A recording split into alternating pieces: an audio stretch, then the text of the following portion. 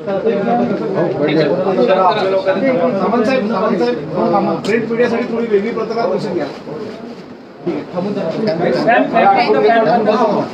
बंद करून फॅन बंद करा. फॅन बंद फॅन बंद करा. फॅन बंद कर म्हणजे फॅन बंद करा. आणि जरा आता आपापसात बोलतो. कालपासून गोंडवाना विद्यापीठ गडचिरोली अरे शांत आणि तुळोजी महाराज नागपूर विद्यापीठ या ठिकाणी उच्च व तंत्रशिक्षण विभागाचं मंत्रालय माझ्याशी निगडीत असलेल्या सगळ्या घटकांचे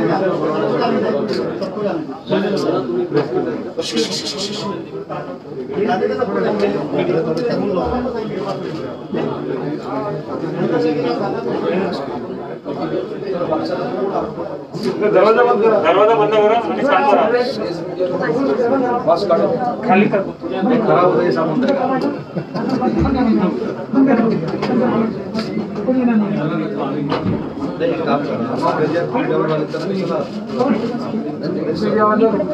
काम मीडियावाले भी जसं सांगितलं तसं कालपासून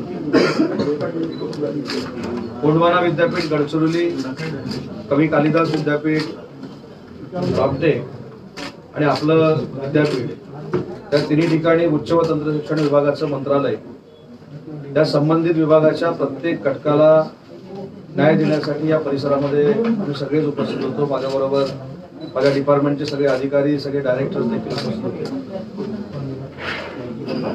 नागपूरमध्ये ऑनलाईन आणि ऑफलाईन अशा आमच्याकडे एकूण 2272 तक्रारी त्या प्राप्त झालेल्या होत्या.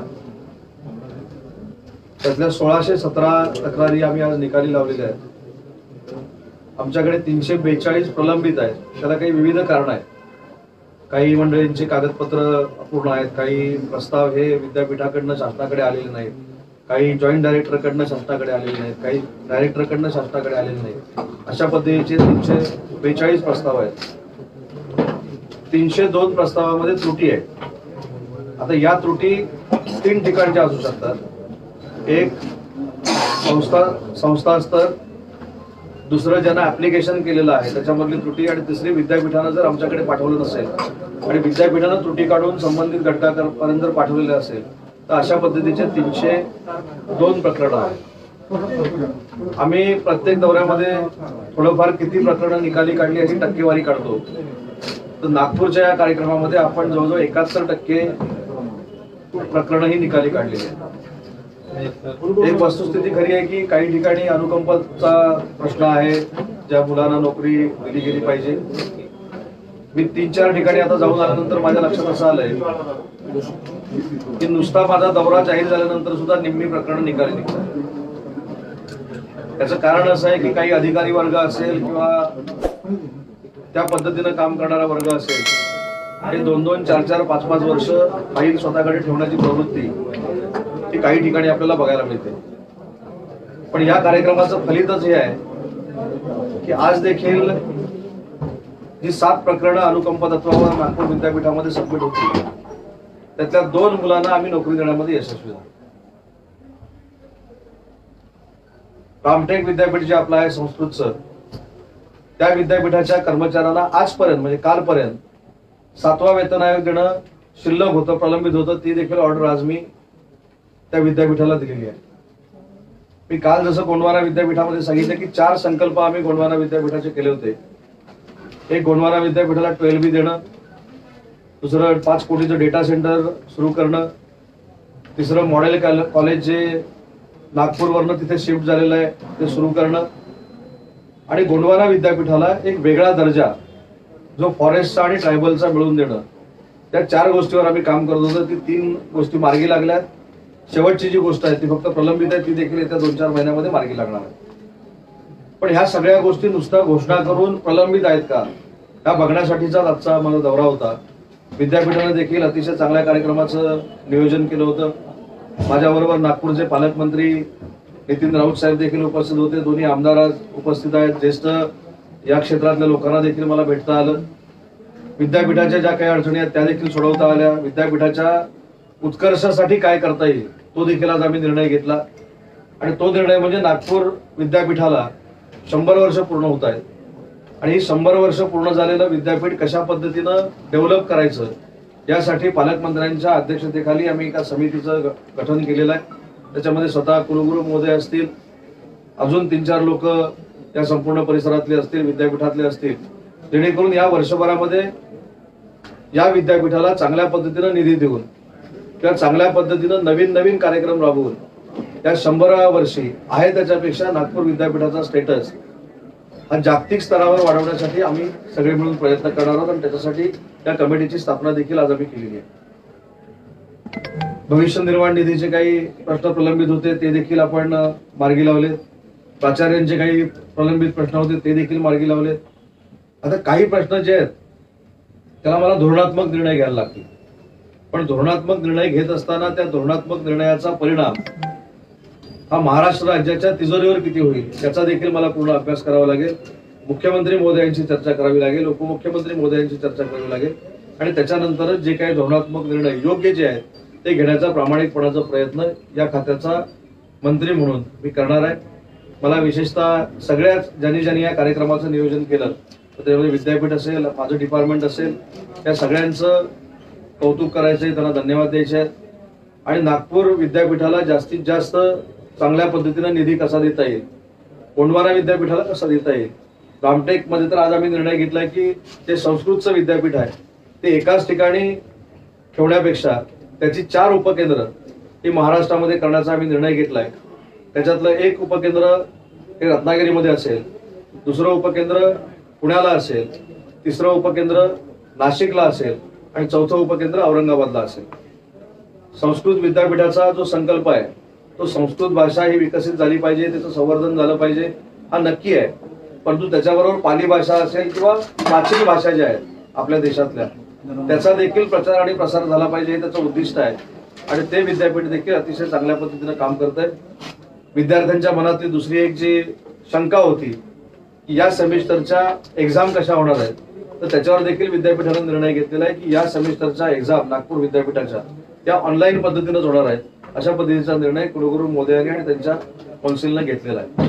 त्यामुळे मला असं वाटतं की आजचा जो दौरा आहे ठीक आहे, उद्या याच्यावर टीका टिप्पणी होऊ शकते, यशस्वी झाला नाही किंवा अन्य काही गोष्टी होऊ शकतात, परंतु ज्या पद्धतीनं आज आम्ही काही लोकांना न्याय मिळवून देऊ शकलोय असाच न्याय भविष्यात देखील पुन्हा एकदा 4 महिन्यानं 5 महिन्यानं येऊन त्या कार्यक्रमामध्ये सातत्य राहील असा प्रयत्न माझ्यासारखा मंत्री करणार आहे.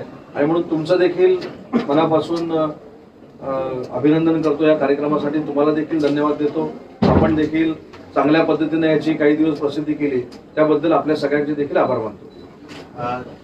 एक सबसे बड़ा प्रॉब्लम जो सिर्फ नागपुर यूनिवर्सिटी नहीं बल्कि पूरे महाराष्ट्र की यूनिवर्सिटी का है और कॉलेजों का है कि रिक्रूटमेंट प्रोसेस काफी लंबे समय से बंद है. और आज ये है कि जैसे नागपुर यूनिवर्सिटी या दूसरी यूनिवर्सिटी में है कि कर्मचारी रिटायर होते जा रहे हैं, चाहे टीचर हो या नॉन टीचिंग स्टाफ हो, लेकिन उनकी जगह नए लोग नहीं आ रहे. तो ये इसमें कहीं ना कहीं स्टूडेंट का भी लॉस हो रहा है, यूनिवर्सिटी का भी लॉस हो रहा है, सबसे बड़ा लॉस हो रहा है रिसर्च नहीं हो रहा है किसी भी यूनिवर्सिटी में. तो उसके लिए आज तक सरकार ने डिसिजन क्यों नहीं लिया? त्याच्यामध्ये 2 निर्णय आम्ही घेतलेले आहेत ऑलरेडी. भरती देखील सुरू झालेली होती. आपल्याला सगळ्यांना माहिती असेल की 40% प्राध्यापकांची भरती करावी अशा पद्धतीचा निर्णय देखील झाला होता. पण 4 मेचा जो GR निघाला मुख्य सचिवांचा त्याच्यामुळे प्राध्यापकांची भरती थांबली, प्राचार्यांची भरती थांबली आणि विद्यापीठाची संविधानिक जी पदं आहेत त्यांची देखील भरती थांबली. आणि म्हणून 15 दिवसापूर्वीच त्याच्यातला एक टप्पा आम्ही क्लिअर केला. त्याच्यामध्ये प्राचार्य आणि विद्यापीठांची संविधानात्मक जी पदं आहेत ती भरण्याचा निर्णय शासनाच्या परवानगीनं आम्ही दिलेला आहे. प्राचार्यांच्या भरती, प्राध्यापकांच्या भरतीची देखील मागणी आज तर मोठ्या पद्धतीनं झाली, म्हणजे लोकप्रतिनिधींनी देखील ती मागणी केलेली आहे. मला असं वाटतं की येत्या 8-15 दिवसामध्ये या प्राध्यापक भरतीच्या बाबतीमध्ये देखील निर्णय होईल आणि प्राध्यापक भरती देखील काही प्रमाणामध्ये सुरू होईल. 4 मे रद्द करणार आहे का सरकार? प्राध्यापकांची भरती करताना रद्द करण्यापेक्षा फायनान्सची परवानगी घ्यावी लागेल. जशी प्राचार्यांच्या भरतीसाठी आम्हाला परवानगी मिळाली, विद्यापीठाचे कर्मचारी भरण्यासाठी आम्हाला जशी परवानगी मिळाली, तशी कॉलेजेस सुरू करत असताना प्राध्यापकांच्या भरतीची परवानगी देखील आम्ही येत्या 8 दिवसामध्ये घेणार. म्हणजे वित्त विभागाकडे आपली मागणी गेलेली आहे? नक्की गेली.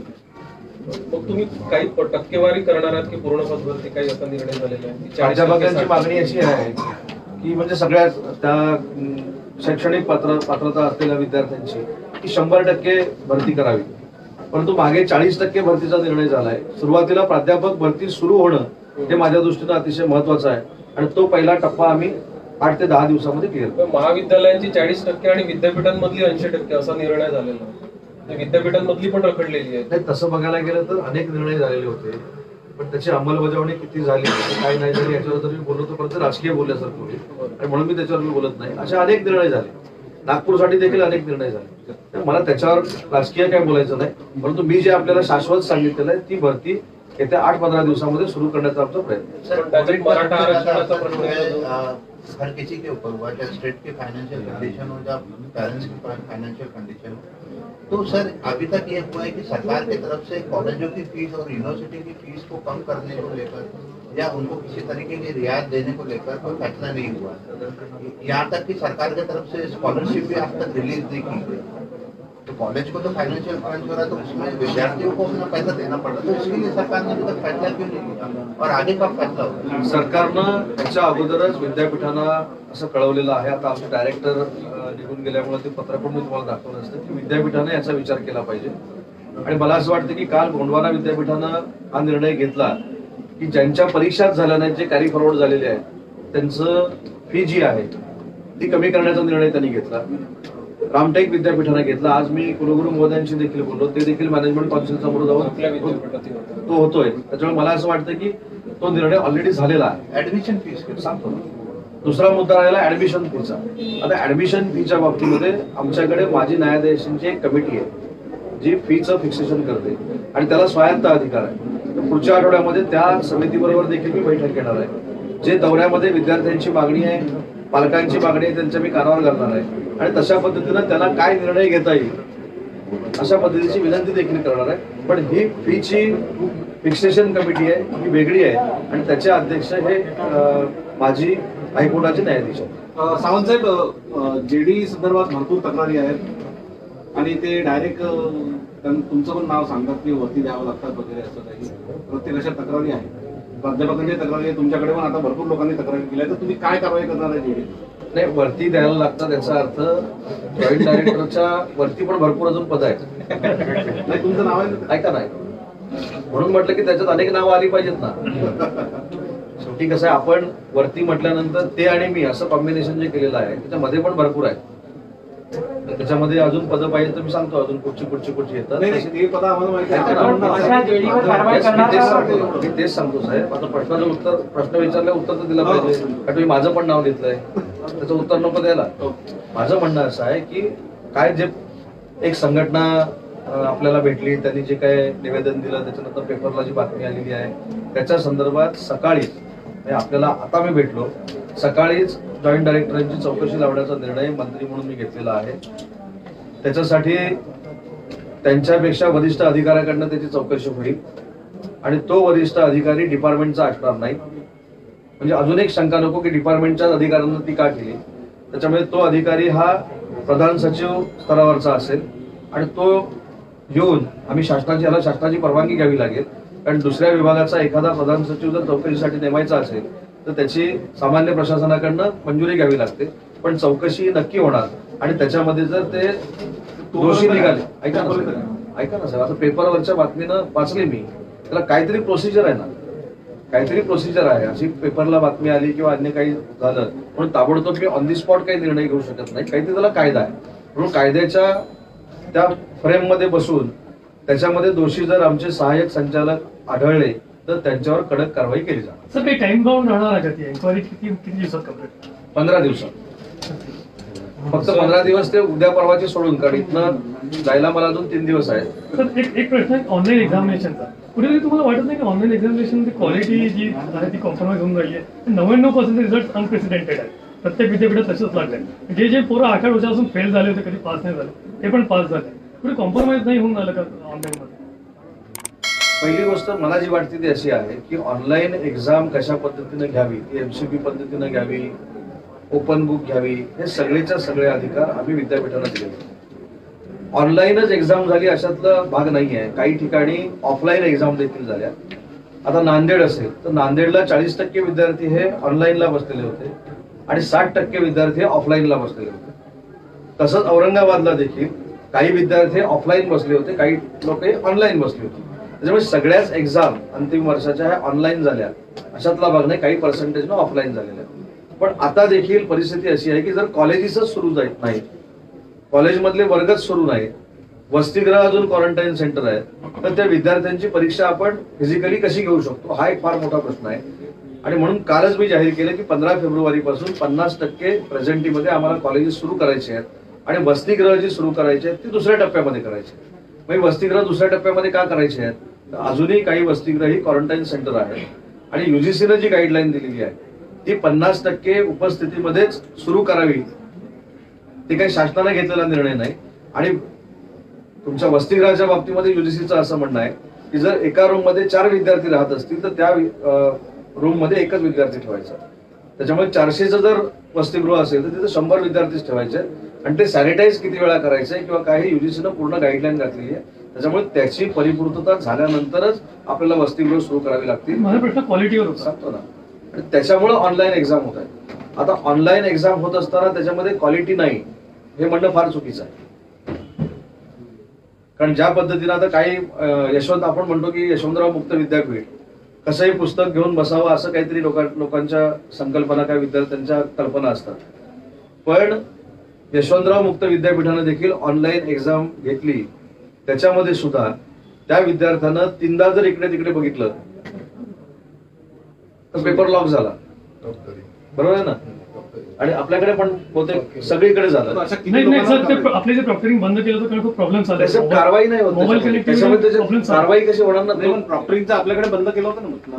मी काय सांगितलं, काही ठिकाणी झालं. ऑनलाईन हा पर्याय आहे, कोविडसाठी निवडलेला पर्याय आहे. त्याच्यामुळे विद्यार्थ्यांचा आणि प्राध्यापकांचा संवादच होणार नाही असं कुठं झालेलं नाही. आणि कोविड जाणारच नाही असं काही नाही. कोविड गेल्यानंतर प्राध्यापकांचा विद्यार्थ्यांचा संवाद व्यवस्थितरित्या सुरू होईल. पूर्वीसारखी कॉलेजेस सुरू होतील आणि त्याच्यानंतर फिजिकली ज्या एक्झाम घ्यायच्या आहेत त्या देखील सुरू होतील. सर ऑनलाईन पण मध्ये क्वालिटी नाही हे म्हणणं चुकीचं आहे. ऑनलाईन मध्ये पण पर्याय आहे. जसं IIT घेतात किंवा नीटचे एक्झाम्स घेतात कम्प्युटरवर बसून. त्यांच्या एक्झाम्स तेवढाच टफ होतात. या वर्षीची फायनल एक्झाम IIT ची झालीच नाही.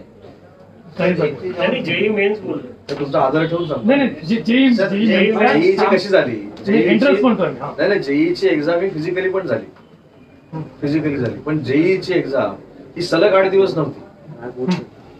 जेईची एक्झाम जे काय 38,000 40,000 विद्यार्थी होते महाराष्ट्रातले ते एकाच दिवशी एकत्र आले आणि घरी गेले. ह्या ज्या एक्झाम आहेत बरोबर ना, ती एक्झाम सोमवारी झाल्यानंतर विद्यार्थ्यांची एक्झाम संपत नाही. त्याला परत मंगळवारी यावं लागतं, त्याला परत बुधवारी यावं लागतं, त्याला परत ही सलग असणारी परीक्षा आहे. जेई असेल, नीट असेल किंवा आमची CET असेल, हा विद्यार्थी एकदाच येतो आणि तो घरी जातो.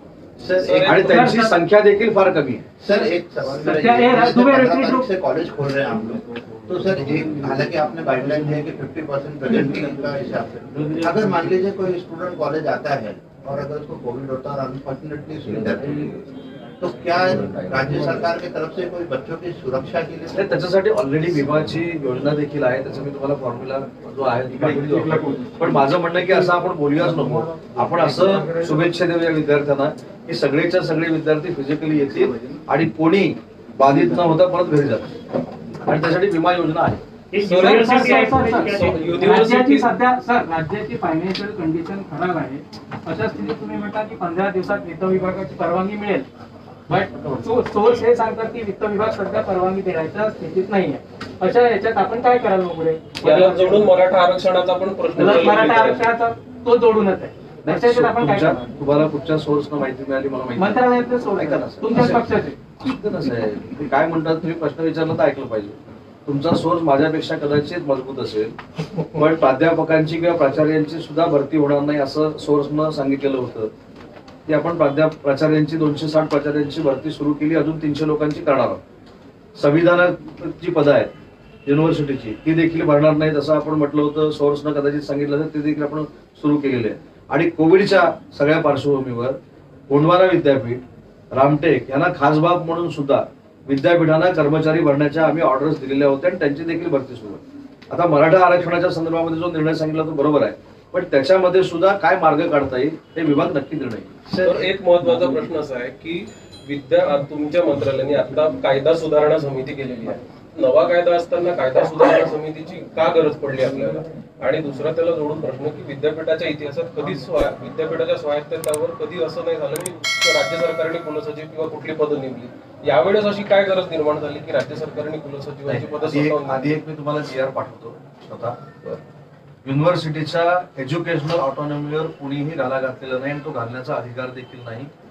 कुलगुरू महोदयांनी देखील सांगावं कधी त्यांनी सिलेबस असा करावा, त्यांनी 2 वर्षाची 3 वर्ष करावी, 3 वर्षाची 4 वर्ष करावी. इव्हन आता सुद्धा विद्यापीठाच्या बाबतीमधल्या ज्या तक्रारी होत्या त्या देखील सन्मानपूर्वकच मी कुलगुरू महोदयांना बाजूला बसून सांगितलं. त्याच्यामुळे त्यांच्यावर कुठं बर्डन आणलं किंवा काय हा भाग नाही. आता जे नियुक्ती आपण केलेली आहे तो कायद्यामध्ये तरतूद आहे.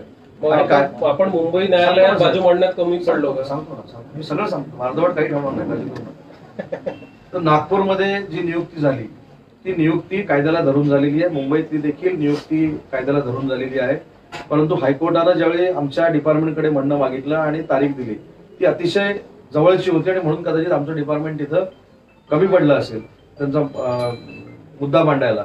पण जी नियुक्ती केलेली आहे ही 100% गव्हर्नमेंटच्या कायद्यानुसारच केलेली आहे. हे पहिल्या प्रश्नाचं उत्तर. आणि दुसरं आपण सांगितलं की जी कायद्यामध्ये अमेंडमेंट करण्यासाठी आम्ही समिती नेमलेली आहे 2016. कायद्यामध्ये बदल हा काय फक्त ह्याच वर्षी होतो याच्यातला भाग 2016ला पण झाला. आणि 2016ला जो बदल झाला तो कशा पद्धतीने झाला माझ्यापेक्षा कदाचित तुम्हाला माहिती असेल. मला त्या खोलात देखील जायचं नाही. 2016ला हा बदल करताना आम्ही काही दृष्टिकोन डोळ्यासमोर ठेवलेले आहेत की नवीन शैक्षणिक धोरण आता जाहीर झालेलं आहे. ते जाहीर होत असताना त्याची अंमलबजावणी महाराष्ट्रामध्ये कशी करायची याच्यासाठी डॉक्टर माशेलकरांच्या नेतृत्वाखाली एक कमिटी आहे. ती वेगळ्या पद्धतीनं काम करते. आणि सुखदेव थोरात साहेब जे UGCचे माजी अध्यक्ष आहेत त्यांच्या अध्यक्षतेखाली ऍक्ट अमेंडमेंट कमिटी आपण स्थापन केलेली आहे. ती विद्यार्थी हा केंद्रबिंदू मानूनच केलेली आहे. नवीन शैक्षणिक धोरणामध्ये काही बदल पाहिजे असतील तर ते कसे आवश्यक आहेत, विद्यार्थ्यांचे काही प्रश्न असतील तर ते कसे आवश्यक आहेत. मला असं वाटतं की प्रत्येक कुलगुरूंबरोबर ही कमिटी बोललेली आहे. त्याच्यामुळे कुलगुरूंचे अधिकार कमी करावे किंवा अन्य काही करावं हा अजिबात नाही. उलट कुलगुरूंना विश्वासात घेऊन कमिटी काम करते अख्ख्या महाराष्ट्रामध्ये. त्याच्यामुळं नवीन जे शैक्षणिक धोरण येतंय त्याच्यामध्ये बदल झाले तर ऍक्ट मध्ये बदल काय करायचे, विद्यार्थ्यांना केंद्रबिंदू मानून अजून नवीन जर काय धोरण आणायचं असेल तर अमेंडमेंट करावं लागतं. त्याच्यामुळे ह्याच्यात कुठचाही राजकीय हेतू नाही. सर आज आपने रामटेक में घोषणा की कि जितने भी अभी महिला छात्रावास बनेंगे उसको मातोश्री का नाम दिया जाएगा. और आज नितिन राउत ने ही आपके भाषण के बाद में तुरंत उसके ऊपर एक तरीके से ऑब्जेक्शन भी दिया है कि मातोश्री जो नाम है उसको लेकर उनको थोड़ी सी एक आपत्ति उन्होंने जताई है. मी क्लिअर कट सांगतो, त्याचं भाषणाचं जर रेकॉर्डिंग असेल तर मुद्दाम आपण बघा. कुठेही गैरसमज नको किंवा तुमचा कोणी जर गैरसमज करून दिला असेल तर मी दूर करतो. मैं प्रोग्राम में था नाही असं कुठेही नाही. कदाचित आपण ते व्हिडिओ तो पाहिजे तर राऊत साहेबांचा मी सगळ्यांना दाखवतो आणि त्याच्यानंतर तुम्ही तुमचं मत बनवा की नितीन राऊत साहेब काय बोलले. मी असं सांगितलं, त्याच्यामध्ये कुठेही टीका टिप्पणी किंवा काही झालं नाही. मातोश्री वसतिगृह स्थापन झाल्यानंतर ही संकल्पना वरखेडे म्हणून आमचे जे व्हाईस चान्सलर त्यांनी मांडली. त्याच्यावर मी असं म्हटलं की मातोश्री म्हणजे मातृछाया, जे विद्यार्थी असतील किंवा विद्यार्थिनी असतील हे घरात जे आईप्रमाणे प्रेम मिळतं तेच वसतिगृहामध्ये मिळावं म्हणून मातोश्री हे जे नाव त्यांनी रेकमेंड केलेलं आहे ते खरोखरच योग्य आहे आणि तेच नाव आम्ही नवीन होणाऱ्या सगळ्या वसतिगृहांना देऊ. त्याच्यावर ते बोलले. त्याच्यानंतर साहेब ते असं बोलले की मातोश्री म्हणजे वात्सल्य आणि याच वात्सल्याच्या आधिपत्याखाली कोविडचं निराकरण करण्यासाठी जे निर्णय मातोश्रीवर न झाले ते महाराष्ट्राच्या हिताचे होते. अशा पद्धतीचं ते भाषण होतं आणि ते पुढचं मी सांगत नाही पण राजकीय होणार. कुठेही नितीन राऊत साहेबांनी याला आक्षेप घेतलेला नाही. उलट मातोश्री या नावाचं त्यांनी कौतुक केलं. सर कॉलेज का एवढा उशिरा उघडून झाले, शाळा उघडल्या तर कॉलेज जास्त सेफ नाही आणि शाळा सेफ असं आहे का? साहेब कॉलेज उघडणं आणि शाळा उघडणं याच्यामध्ये जमीन आसमानाचा फरक आहे आणि तो माझ्यापेक्षा कुलगुरू साहेब जास्त सांगू शकतात. सांगा. मुद्दा असा आहे की ज्या पद्धतीनं कोविडचा फैलाव आपल्याकडे झाला त्यावेळी आपली कॉलेजेस वसतिगृह ही सगळी आपण क्वारंटाईन सेंटर केलेली होती. ही क्वारंटाईन सेंटर असताना त्याच्यामध्ये पेशंट होते करोनाचे आणि करोनाचा प्रोटोकॉल काय होता आपल्याला माहिती आहे. दुसरी महत्वाची गोष्ट अशी आहे की ज्यावेळी 18 वर्षाच्या किंवा 16 वर्षाच्या वरची मुलं ही कॉलेजमध्ये येतात तर ती जास्त पद्धतीनं करोना बाधित होऊ शकतात. हे माझं म्हणणं नाही, हे हुचं म्हणणं आहे. म्हणजे बरोबर ना, वर्ल्ड हेल्थ ऑर्गनायझेशनचं म्हणणं आहे. आणि म्हणून अशा वेळी हे सगळं चालू असताना आपणच त्यांना कोविडच्या दाढेमध्ये येऊन उभं करायचं हे महाविकास आघाडीला पटलं नसल्यामुळं हा फक्त कॉलेज उशिरा सुरू करण्याचा आम्ही प्रयत्न केला. पण कुठेही एज्युकेशन थांबलंय अशातला भाग नाही. तुम्ही कुठेही जाऊन जरी चौकशी केली तरी चालेल. ऑगस्ट सप्टेंबर पासून फर्स्ट इयर सोडून जे वर्ग भरतात ते ऑनलाईन चालू आहेत आणि त्यांच्या देखील परीक्षा घेणं सुरू आहे. फर्स्ट इयर जे आता सुरू होईल त्याचा भले सिलेबस कमी करावा लागला थोडा, तरी कमी करायला विद्यापीठं तयार आहेत. अशी माझी एक बैठक सगळ्या कुलगुरूंबरोबर 3-4 दिवसापूर्वी VC-वर झालेली आहे. एग्जाम्स क्या होणार, रेग्युलर एग्जाम्स क्या होणार? एजुकेशन का जो स्टेटस है अपने यहाँ लगातार टेक्निकल एजुकेशन का स्टेटस लगातार गिरते जा रहा है. अब बच्चे जो है पॉलिटेक्निक, इंजीनियरिंग या दूसरे MBA जैसे कोर्स में यहाँ एडमिशन लेने से बच रहे हैं और जिसकी वजह से लगातार सीटें वैकेंट जा रही है. तो आज तक इसके ऊपर मला असं वाटतं की महाराष्ट्राच्या तांत्रिक शिक्षणाच्या इतिहासामध्ये यावेळी पॉलिटेक्निकच्या जागा जेवढ्या भरलेल्या आहेत तेवढ्या कधीच भरलेल्या नाही. सर वैकेंट भी बहुत ज्यादा है. ठीक आहे, वेकेंट है लेकिन वो कम हो गया ना पर्सेंटेज उसका. हे कशासाठी झालं तर आमच्या म्हणजे वाघ सर असतील तर तुम्हाला ते व्यवस्थित सांगतील डायरेक्टर म्हणून. आम्ही एक कोविडमध्ये मोहीम राबवली की डिप्लोमाला आल्यानंतर विद्यार्थ्यांना काय फायदा होऊ शकतो आणि ती मोहीम राबवल्यानंतर आज विद्यार्थ्यांची वाढलेली संख्या ही जवळजवळ 16 ते 18% आहे. और इंजीनियरिंग में इंजिनिअरिंग मध्ये सुद्धा वाढले ना. एक जो निर्णय आजपर्यंत झाला नव्हता, AICTE नॉर्म्स काय आहेत की ओपन जर असेल तर त्याला 45% ऍडमिशन मिळाली पाहिजे आणि आरक्षणातला असेल तर त्याला 40% मिळाली पाहिजे. पण कोणीतरी असा एक निर्णय घेतला की आपली शैक्षणिक स्तर वाढवण्यासाठी की 50% ओपनला आणि आरक्षिताला 45%. आणि म्हणून आपल्याकडचे जवळजवळ 80,000 ते 1,00,000 विद्यार्थी हे परराज्यांमध्ये शिकायला जायचे. आज आम्ही निर्णय AICTE प्रमाणे घेतला. ओपन हा 45%वर आणला आणि आरक्षित आहे तो 40%वर आणला. किमान त्यातल्या निम्म्या जागा या भरलेल्या आहेत महाराष्ट्रातल्या आणि जो ओघ ह्या पर्सेंटेजसाठी परराज्यामध्ये जायचा होता तो थांबलेला. सर ऑनलाईन एक्झाम तुम्ही सांगितलं की आता होणार रेग्युलर, पण या का बरं उशिरा झाला? जर ऑनलाईनच घ्यायचं होतं तर तुम्ही आधी पण करू शकत होते डिसेंबर जानेवारीमध्ये. आपण दोन गोष्टीची थोडी गफलत करतो. शासन परीक्षा कधी घ्यायच्या हे ठरवत नाही. शासन नाही ठरत, पण विद्यापीठ विद्यापीठानं ऑलरेडी ठरवलेलं आहे. त्यांचा अभ्यासक्रम ज्यावेळी संपेल त्यावेळी ते घेणार ना. कारण ज्या पद्धतीनं कॉलेजेस लेट सुरू झाली त्याच्यामुळे 1-1, 2-2 महिने या परीक्षा पुढे जाणार आहे.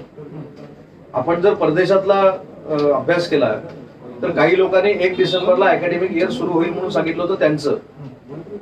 आजपर्यंत प्रोसेस पण सुरू झाली नाही. त्याच्यात UGCनं जी गाईडलाईन दिलेली आहे ती पण कुलगुरू महोदयांना माहिती आहे की सगळी ऍडमिशनची जी प्रोसेस आहे ती 31 जानेवारीपर्यंत पूर्ण करून 15 फेब्रुवारीपर्यंत तुम्ही कॉलेजेस सुरू करा. याचा अर्थ UGCचं पण म्हणणं आहे की फेब्रुवारीमध्येच कॉलेजेस सुरू होणार आहे. तर आमचं काही शासन म्हणून वेगळं मत नाही त्याच्यामध्ये. सर गोंडवाना विद्यापीठाला मागच्या शासनाने विशेष बाब म्हणून काही पदांची भरती दिली. PRO सह वेगळे पद होते.